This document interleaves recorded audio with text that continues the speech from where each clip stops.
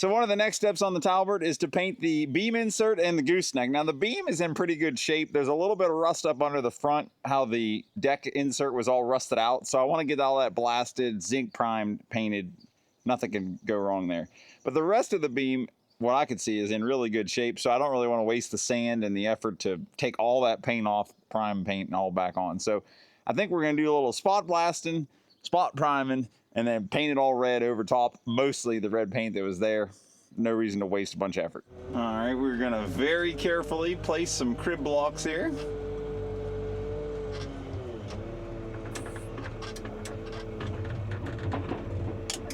And let's grab a beam. Our old beam insert holder, the C-can. You can see the paint and everything is not bad. I wonder how hard it's going to be to get that DOT tape off of there. Might have to blast and blast and blast at that. Or a heat gun and a pulling and scraping. I don't know how this is going to go. We might have to pick it from the top. Set it down in the fenders. This stupid fender trailer. Oh yeah. This beam's way longer than I thought. Just absolute rigging perfection, I think is what they call that.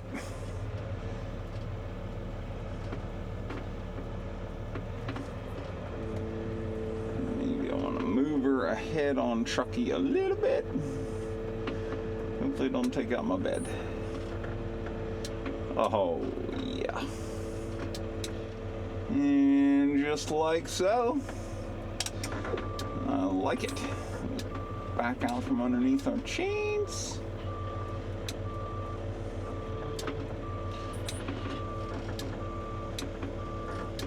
Alrighty. I like it. Looks like we're carrying like a rocket launcher. So last time that we were sandblasting, we kind of blew a leak here, and very quickly it just ate these aluminum couplings away, and it was sandblasting in front of the poor old compressor here. So I got some new parts, hopefully the right new parts, and we're gonna try to fix her up. So it kind of has like a thread on the inside. I got the old one threaded off. I wasn't gonna cut any hose if I didn't have to.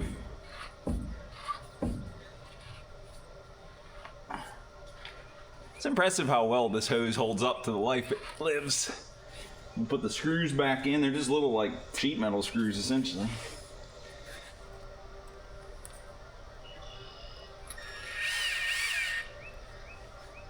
Way nicer than those big clamps that you need with the high pressure line. So I also got a new nozzle. It seemed like it wasn't maintaining a ton of pressure, but also we had these leaks down here which weren't helping. But you can see kind of how big that one got versus what the new one is. You size these based on how many CFM of a compressor you have. This is a 180. So I forget the size. It's a 159-5P. We're not running the breathing air off this anymore, so you don't have to factor that in. I'm running shop air from the can for our breathing air.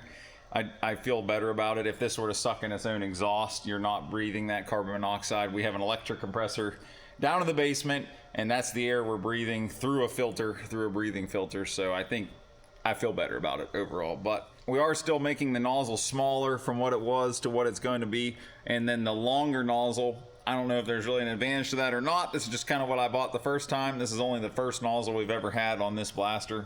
It'd be nice to reduce the sand consumption a little. I think less sand going faster is essentially the more efficient way to blast. But I also got a nice screen that's going to set in here that I'm hoping I can just shovel up out of the pile, and we're going to try to reuse some of the sand today. The old beam's unloaded. Came in with this forklift and just picked it from the top the way we loaded with the Volvo. Pulled everything out. Flop it over now. And I want to blast and zinc prime the inside there where that's really bad. We do need to cut this steel out as well and weld in something better. That's one of the very few things wrong with this beam insert. It's in really, really nice shape. Hasn't been used all that much, not near as much as the deck. I noticed this bracket is rusted out, so I think we'll just chop that off. You can buy these when you buy your lights. I think the other light brackets are okay. We'll give it a quick inspection. Somebody welded the C-channel in here for setting excavators down in. I don't think it's a bad idea. You can put a crib block on there or whatever. And I think this got mangled and then heated and straightened back. Whatever, good enough. On this side, that light bracket looks just Jim dandy. That light bracket looks Jim dandy. So yeah, we got that one light bracket over there. And this repair here. Hopefully the bottom doesn't bring anything bad to our attention. It's real crusty. We'll see when I flip it over, you'll see it. But you can see this is, that might only be 3/8 even, compared to how thick of steel we chucked at the deck insert. I think it's interesting too. I'm curious what some actual structural engineers can weigh in on this, but when you do these stiffeners, they only weld like one side. Like, see how it's not welded to the bottom flange? And I'm just curious, you know, the reasoning for that. Obviously, when there's a load, everything's kind of flexing, you know, as like a banana shape. I just wouldn't think you wouldn't weld that. To me, that's keeping the flanges from twisting. But obviously there's a reason they did it like that. Yeah, that's our beam insert, and let's get to work on it.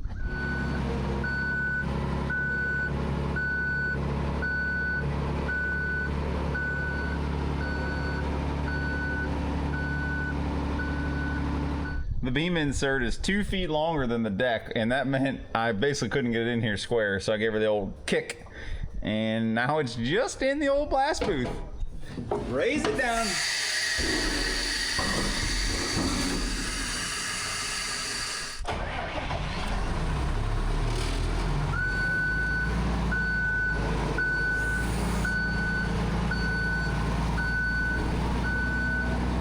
I would say that whatever paint this trailer was painted with was pretty good. Like, it is not faded like red normally does. It's still pretty red. I think it's at least 20-year-old paint job. The only thing I see is they never seem to flip it over, and just like the deck insert, this is where the Talberts will get bad. Now this one doesn't seem too bad, but we're gonna make sure we blast all this crud out of here and get a good primer to protect it from getting any worse inside the front underneath the trailer. So normally you can't get to this unless you have it like raised up or flipped over or whatever, but definitely on any lowboy, they sit on the ground here. This gets put down in the mud.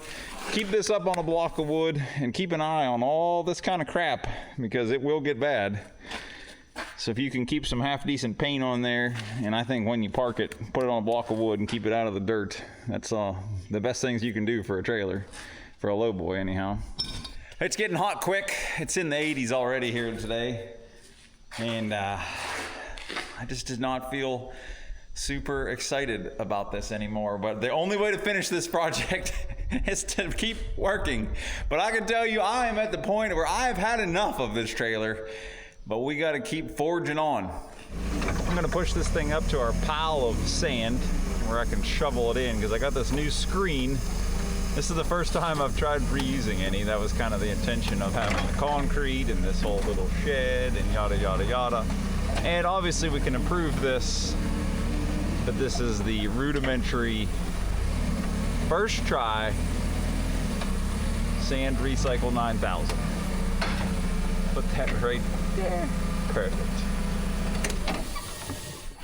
So this is the screen I got. Fairly big holes. And we have a shovel and a pile of sand. And let's see what happens. Probably should have a dust mask on, but this is pretty dry.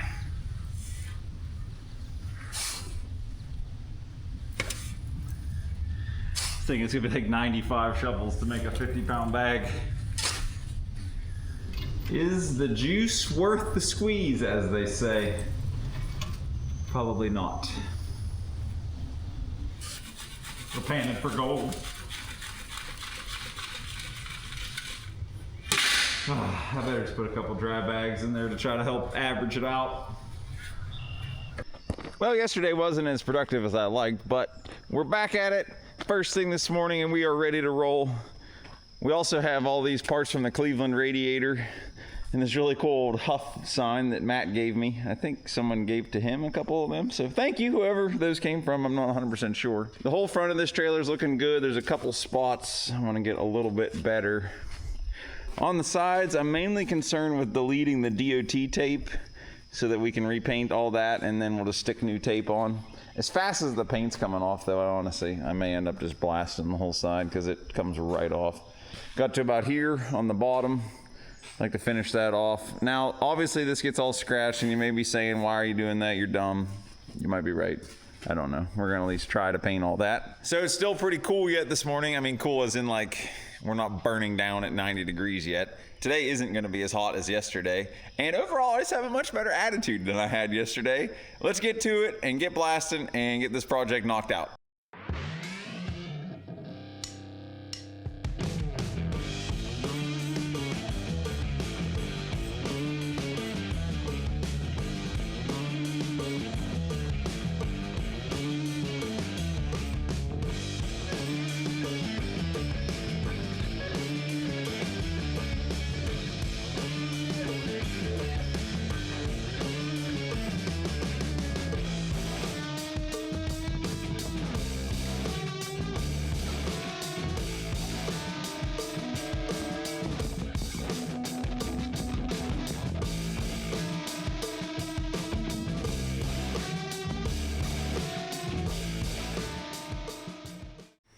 All right, we got 2 loads done this morning. That takes care of the bottom of the beam, all of our Cleveland parts here. We get close to an hour run time out of, I think we're running about 300 pounds is what that pot holds. About 300 pounds of sand gets you close to an hour. So all in, we had 3 loads to do everything here, which I really don't think is bad. The new nozzle, fixing the leaks, obviously, it seems like it's working much more efficiently. Like it's hitting so hard on that cast iron over here that I can actually see sparks coming off it every now and then. So it is really increased the velocity, getting a smaller tip again that's not worn out. So I think stay on top of changing your tips and you'll save a lot of sand. Let's get her flipped over.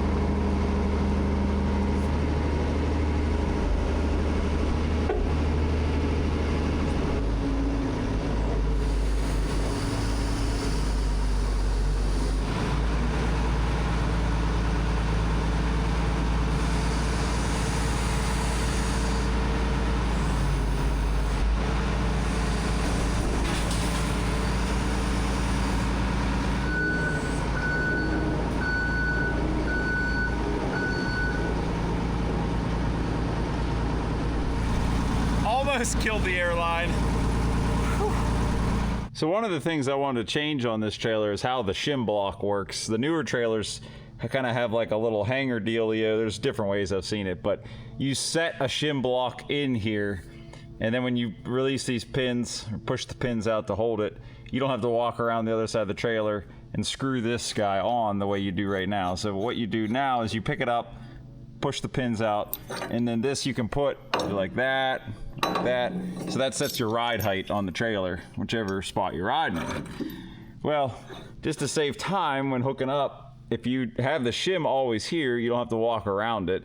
The newer ones have what they call a ratchet neck, which is essentially a copy of Fontaine and others, where as the neck is lifting and this is going away, there's a paw in there that just drops down, and the higher you go, the further it clicks in, and it's like just sits there. So the ratchet neck, I think, is a really good way. I think Fontaine had a really good idea there. Changing the way these shims are is kind of like a band-aid to this style, making it nicer. But right now I'm just going to cut these removable links off, get this thing out of the way for the sake of painting and blasting. A couple other things like these light plugs, we're going to take them off, quick couplers, yada yada yada. Get that junk out of the way, and we'll blast this thing while we're at it. I think we're ready to go tear stuff up in the blast booth. I taped off all the cylinders. We got the leg cylinder and the 4 lift cylinders. I just kind of masked off the chrome. I was thinking about pulling those cylinders out. It would be the better thing to do, but I really want to get this thing done someday. These pins look kind of hard to get out. I wouldn't be surprised if we had to drill a hole in the side of the mag drill where we could get a big drift and a sledgehammer coming at those things, so there's no good way to hit them right now. The back ones are free, I could turn them. But I just want to lay this thing on its side and start blasting everything out in here. You see it's really crusty. I hope we don't uncover any super bad back end style problems. I think these cylinders must have been replaced at some point, that they're black, but maybe this has never been opened up and painted inside. I don't know. Some of these hydraulic lines I want to change for sure, but I'm just going to blast them right now. I mean, I don't know how many of these are even going to turn. Like, those are bad. That might be fun to get some of that out. Like that lift cylinder, we'll blast all that off and kind of touch these ones, but I don't know, all that scaly stuff might be hard to get off. We'll see how she goes.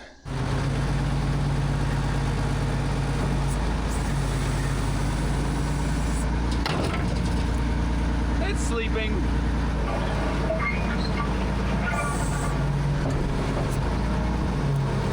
Got it. All right, well now the neck's taking a nap. Let's see how well she blasts. So we have everything turned over on its side. I really hope the crusties don't turn bad on us. Taped off the cylinders. I think in order to kind of paint like down in there, these pins will come out relatively easily. Then we could kind of swing that portion around as needed, but right now I just want to start over here and see what happens. All right, we got one load done on her, and it's nice to be able to do the bottom stuff. Like there we can do when it's standing up, obviously, but everything in here, it sure is nice to do pointed down. I guess I'll stand it up, but leave the front pretty much on the ground. So that means we ought to do all this and obviously everything on the bottom first. I'm trying to do everything like kind of pointed down too. I guess what that means is I need to do everything pointed up more than anything. Yeah, let's do that. But there are a lot of little cracks. Like see here, like there's a crack.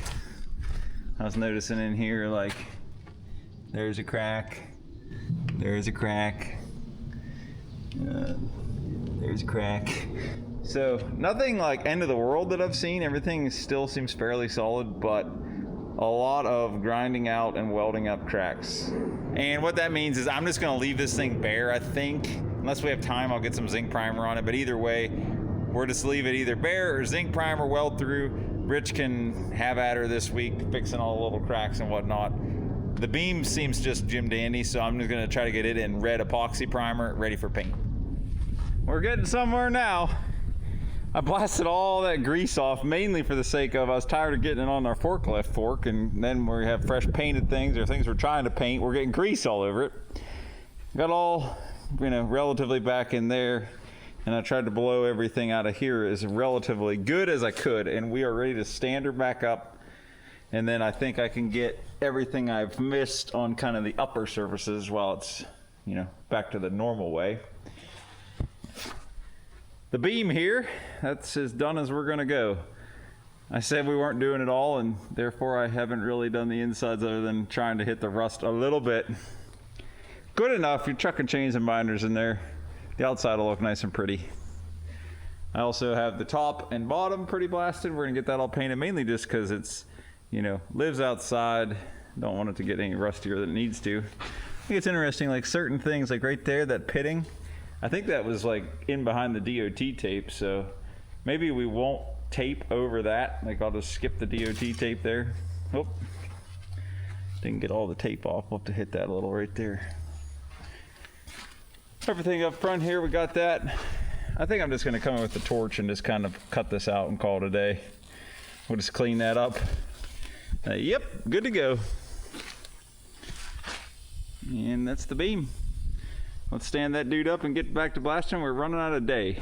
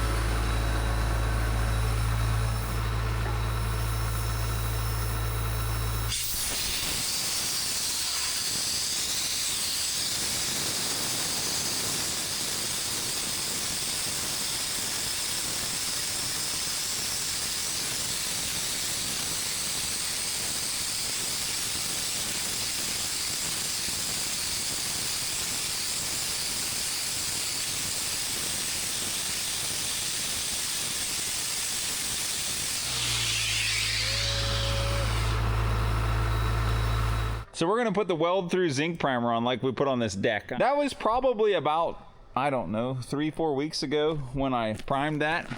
And basically you take this Carbo Zinc 11 and you mix it with a full gallon of thinner to make the weld through version. Well, it doesn't have much shelf life after you've mixed it with the thinner.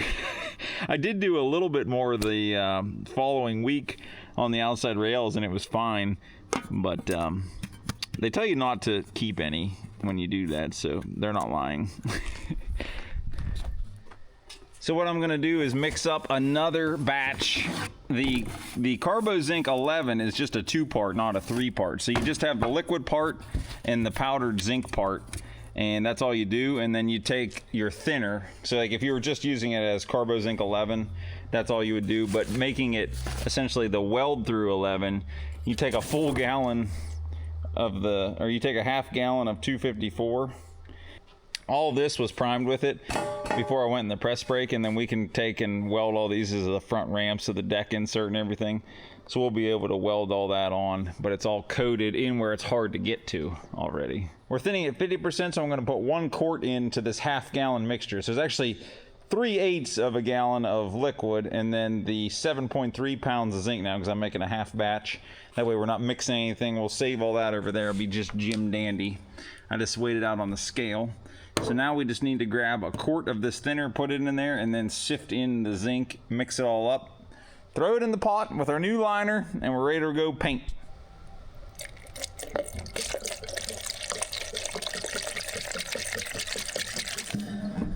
The reason you're doing this is you want to end up very thin, like a 1 mil dry film when you're doing this as a weld through.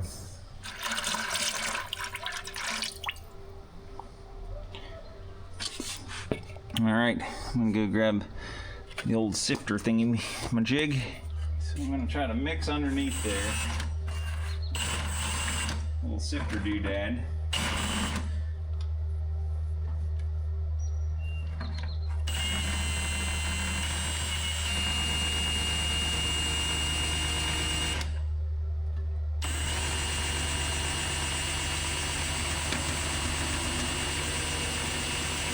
So this is a 600 mesh or 600 micron, I forget what screen.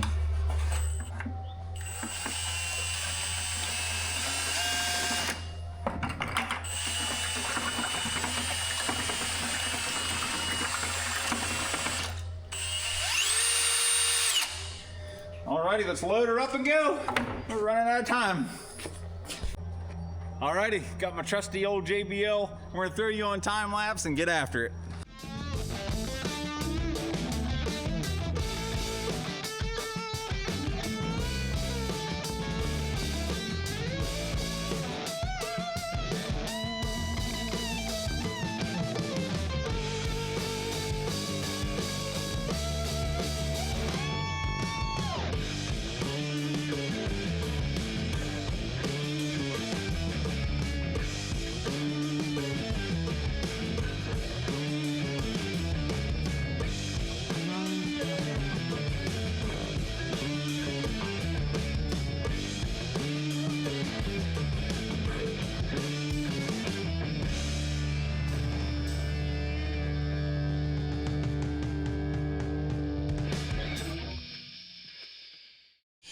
Ended up fighting that whole paint pot more than I've ever fought a paint gun before last night. The hose clogged up on us.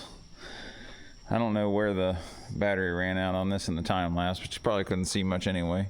This thing we got relatively good enough. Over here I was having a hard time seeing. We got some zinc primer runs. All in all, good enough, I think. It's relatively coated. We gotta do a lot of welding down here. This is all completely broken off. This thing has its share of runs. This stuff runs real easy when you're putting it on super thin like that. All right, so now we're getting ready to put on the epoxy primer. The zinc primer the other night, I'm not sure how much you saw, but it went pretty much horrible on this side. Had runs and whatnot everywhere, so I just ran over it all with the DA. And now that we've deleted a lot of our runs, hopefully all of our runs, I'm gonna give her a quick little blow-ins, and we're ready for the epoxy primer. This is the Carboline 635 epoxy primer we're putting on there next. It is red. You can order it in a few different colors. I ordered red so that if you scratch the red paint, it won't be white underneath. Things like that is kind of the advantage of that. I didn't have this yet when we sprayed the back, so that's why. This is it here. So it's a 2-part epoxy, 4-to-1 with its hardener. They do rate this for immersion in freshwater or seawater, so we're gonna hit the Cleveland radiator tanks insides at least with this while we have it in the gun. I'm gonna blow everything off and we'll start hammering, because again, we're fighting time and running out of daylight. Doing this kind of thing after your full-time job is difficult sometimes.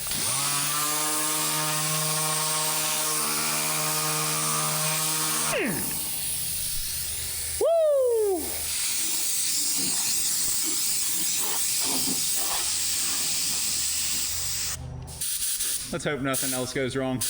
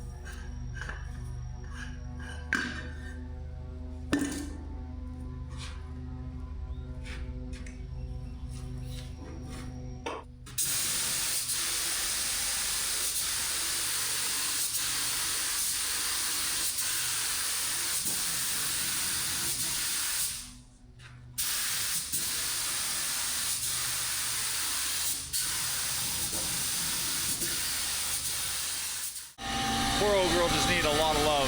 Rich has been welding on it for a few days now.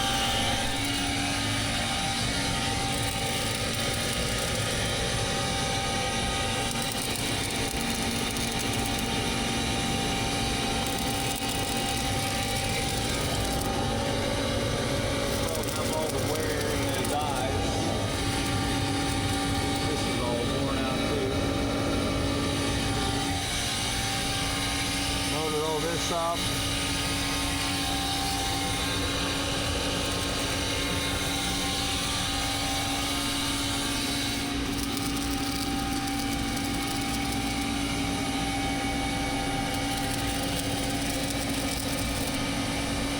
So Rich has those ovals all nice and built up now.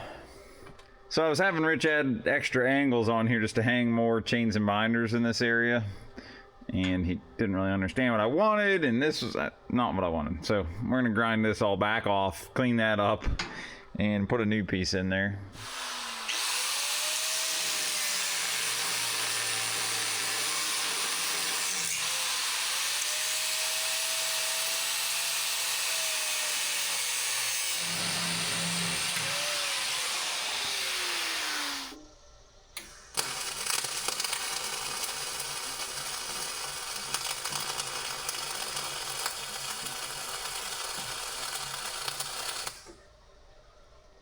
So this had the D-rings at the back. I'm adding one more set of D-rings towards the front of the neck, and that's so we can set our pack rat toolbox on there and run a couple of ratchet straps across it mainly. Also, like when we hauled Frank's Lima, we use these ones to hold the boom and the bucket down. It'd be nice to have another set. So I got this one tacked on there, and I'm gonna weld it out. This one did have a little bit of porosity, so I ground that out. Hopefully we can fill that up and fix that. It's just amazing how sandblasting brought so many things out that you never saw. I mean, Rich has literally been welding on this thing all week. There were so many cracks building up those holes. In here we had to build up and weld up these. Like, this thing had a lot more problems than I thought as well, kind of like the whole project, but you'll have that on these big jobs, and we are finally coming down to the home stretch here. Thank goodness.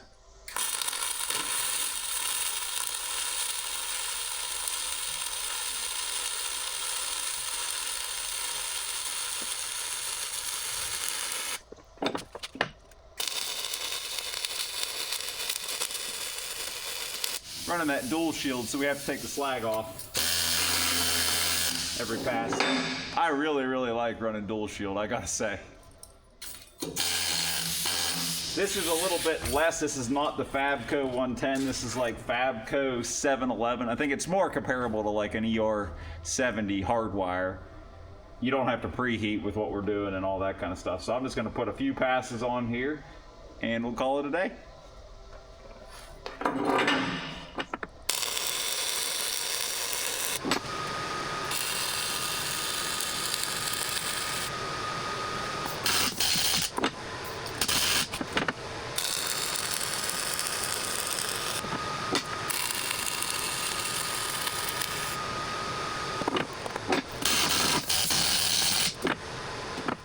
Just gave her a quick little wipe down with acetone, and we are about ready to start spraying. There's still some dirt and whatnot in there, but you know, it is what it is. Been doing a lot of welding on her, new D-rings. I cleaned up the hack job the last owner did around these valves as much as I could. I took the die grinder and the grinder, and I don't know, we might just put a little edge protector on there to hide it. Hit the sander on some of this stuff. Again, this is just the epoxy primer, so we're gonna epoxy prime it and then we'll flip it completely upside down, finish epoxy primer and give it its first coat of paint. So we'll have one more shot of kind of sanding and cleaning it up when it's in its upright position for its final coat of red. The beam insert is fully primed and ready to paint the red here on the bottom. So I wanna get this guy primed and then we can paint them together, kind of save some time and clean up and whatnot, So I have all of our materials over here on the beam. As you can see, it's no small task, everything you need. Acetone I use for cleanup and cleaning out the gun. Thinner 33, Carboline told me would be better for the hotter weather we're in right now than the thinner 76. This stuff flashes off pretty quickly. So this is a better hot weather thinner. I guess we'll maybe save this for winter time. Right now what I'm doing, you know, you can see this is what they're talking about, kind of this dry spray over here.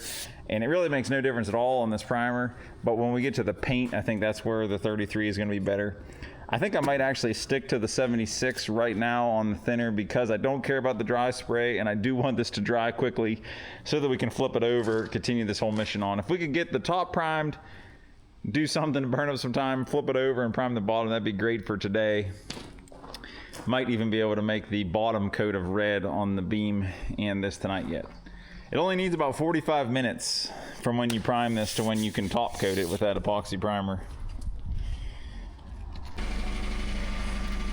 So now we've primed everything on the top and I'm trying to figure out what's the most effective way to flip it over without destroying it. Because before we were just flopping it, we didn't care, but now I kind of care.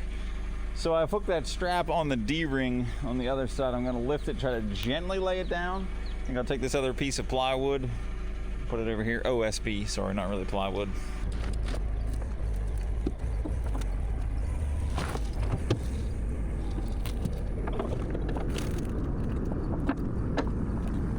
I was gonna flip it all the way on its lid, but I don't think I'm gonna do that, mainly because with all the cylinders unhooked here, we can move that whole rear portion wherever we want to when it's laid on its side. And now you can see all the great access we have down here. So I think I'm just gonna leave it like this. We can prime all that stuff, prime way back in the neck here, stuff we couldn't get to before.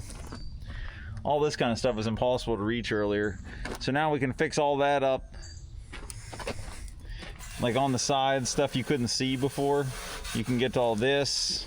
And of course we can still do the bottom. So all I'm gonna do now, pick that up a little bit and just get it to where I can get the forklift underneath it. I think if we just lift up underneath this eye and throw a block or something here, I'm able to come in like this and just lift it. All right, and there we are on its side. And you can see now we can kind of move this whole gooseneck around, which is extremely convenient. Get that way opened up like that. Yeah, stable. One thing is the wear in these eyes, holy cow. The cylinder yokes are good, but I don't know. It's going to be a future problem at this point. I'd really like to put her back together. We can fix that anytime. So this is a paint thickness little monitor I just bought on Amazon. It's like a $50 unit. And I kind of wanted to just be able to check some of our different areas and how thick of primer we got on there. I know I'm not super consistent, but I like seeing at least 5 mils on there. Yeah, there's only like 1 coat down here. What did Toyota do? 4.89. It's a pretty cool tool. Back here, I know they'll put like Bondo on the cast, so I'm sure that, you know, makes it thick. Yeah. Pretty neat. So the zinc coating I was trying to put on very thin. Yeah, 1/2 mil. 1.7. So I just did a little quick sanding on this whole side surface. It had some roughness to it, so I just kind of wanted to smooth things up there before we start putting any paint down. My main goal of painting first is to paint everything on the bottom and inside the top, everything we can get to. All this kind of weird stuff, that we can get mostly while it's up. Like all this, I want to get all that painted while we have the neck way opened up. Same thing we can get back in here. A lot of this, I mean, it's not like show quality. We got dirt and everything else, but you don't even see that. The cover goes on it, it'll be all right. It's a lot better than it was. Sanded the front down, just try to smooth things out. It's like we got some sand and dirt in there. Obviously, I'm not concerned. This is all going to be covered with grease and beat up. Same thing that's going to get beat up. So we're having some problems with the 2.9 gallon pot. The last time I used it was with the zinc primer. That zinc primer is hard on stuff. I ended up clogging up the hose. It was a mess. So I just took the one end off and kind of worked it back and forth, blowing air through, and I was able to clear it out. I ordered a new hose, but it's not here yet, so we're gonna run the old hose. My only fear is like if the zinc primer is chunking out while we're painting, it's gonna end up going through the gun and into the paint, but is what is. At least we're doing kind of the bottom of the beam and inside the neck here first. That is my plan. One thing I want to try here I haven't done yet is we're just going to mix up a gallon can and set that inside the pot. Some of you viewers mentioned that on our last video painting here, and I was like, that's a really slick idea. So we're running the 8845 in safety red, of course, and then basically it comes, this is a little low of a gallon. There's enough room for you to dump in what makes up the 1 gallon kit. So you have 0.8 gallon, 0.2 gallon. So I really like that. I don't know that we even need to run thinner. I'm going to start without it because I don't know if we'll have room to stick the thinner on top of this thing, but we'll do that. Set it down in the paint pot. We won't need the agitator at all for this, of course. We don't have the zinc to settle out. And then we'll just set the pickup tube down into the gallon can. So that should save us from having to clean up nearly as much in the pot. We won't need to burn up a liner, things like that. So let's get painting. It is a little windy today, is what it is.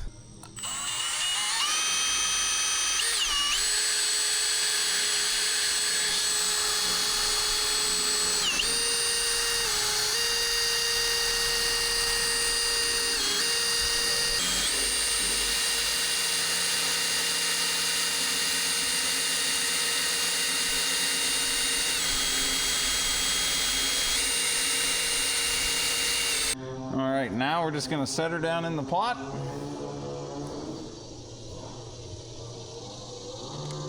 It's going to go right in the paint.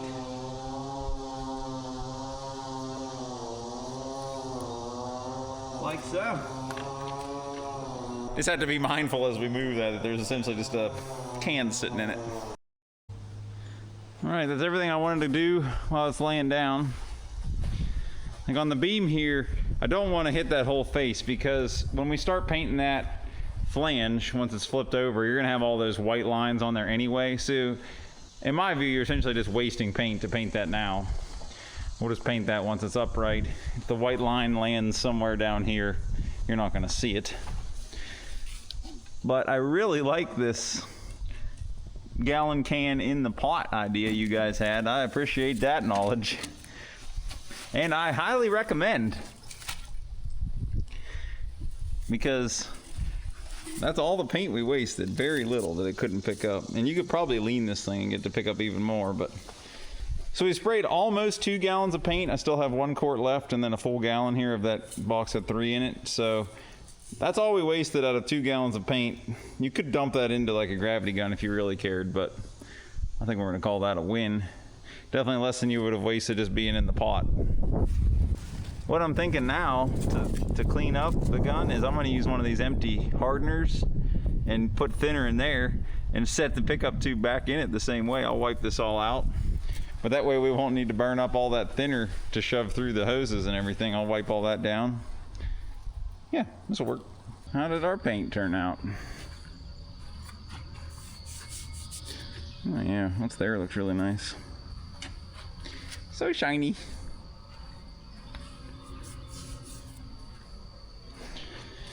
It's too wet to do anything this morning. Rained a bunch last night. I guess we could get this all flipped over and ready to paint. It's just hard painting after dinner. It gets dark on you so quick out here. All right, I came back in here tonight to hopefully do our final red painting on the neck and the beam insert. This morning we flipped them over and I didn't have time. I was too busy working to basically get a chance to paint them. So I've come back in tonight. I think we have enough daylight to get this whole operation completed. I'm going to paint the bottom here that I can get to in this position and kind of some of the mist spots inside here up against the front underneath some other places. It's just like another good angle on things. Then we'll let that whole tail section flip back and set it up on a pipe stand and we'll kind of do the final paint. So the beam, we got to do the insides of the boxes, tops of the rails, outside of the rails, and that'll be it. All right, I've gotten under the D-rings down there in these couple of mist spots, and then as much as I could possibly get to up in both of these bottoms. Now we're going to take the forklift, lift this up. That's going to flop down, and I'm going to take that pipe stand over there and hold the front up high, and that'll be kind of laid out. That way we can paint those real nice, paint all that stuff nice. That's it.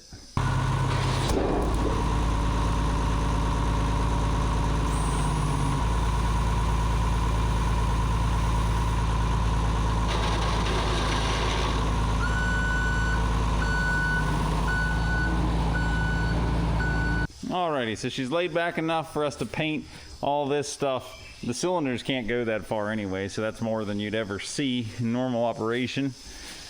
A little bit more needs painted in here. Forgot to paint that vector. I did paint this side the other day. Sorry, the sun's probably making this hard to see. Yeah, let's do it.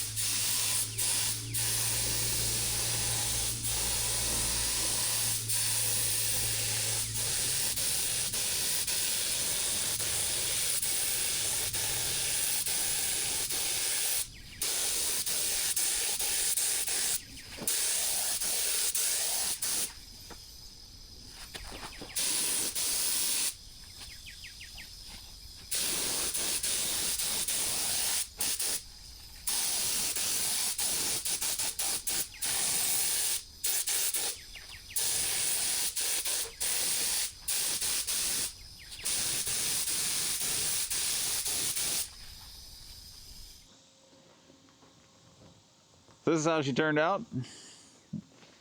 Really happy with how this paint looks overall. And now we have the decal package. And this isn't just any Talbert decal.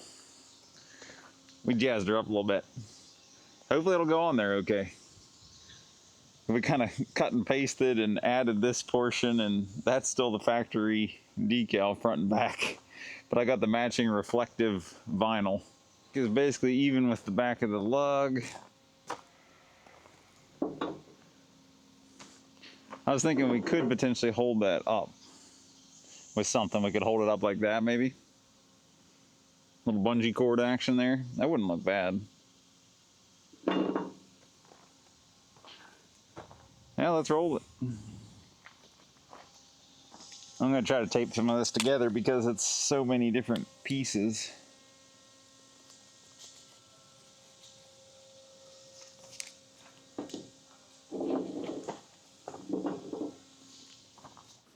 I'm just trying to work the air bubbles this way.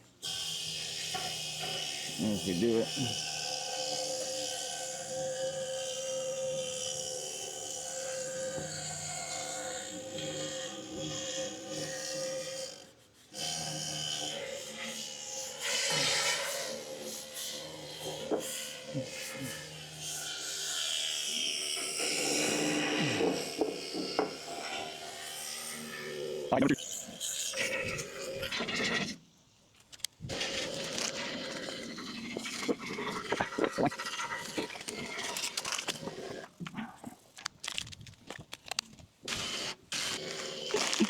Oh, I love it.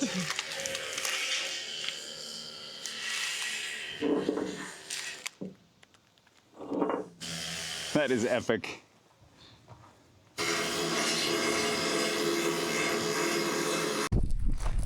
Well guys, that's going to do it for this video. I have more decals from the actual Talbert set that go on, nice little instructions, everything like that. We'll get that all on there, have it kind of together for you in the all-inclusive finished trailer video. The deck insert is coming along nicely. It's almost done. We already have a move planned for this thing, a Marion shovel next week. So this weekend and early next week, we're going to be working hard to get this thing finished up, get her put to work. Stay tuned to see this thing in action. Thank you guys for sticking with us on this project. It's been a long one, but we're really happy with the results. I think this trailer's turning out slick, and I'm excited to see the progress. It'll be really nice to kind of get it all just final together, buttoned up. So we got some new hydraulic lines. I want to replace some of that stuff. The deck still has to be put in the deck insert. We got to wire it, put its lights on. None of this stuff should be too bad, but you know, little things we need to do. So another couple days of labor, and I think we'll maybe have her licked. I'm Sam with Scrappy Industries. Thanks for watching.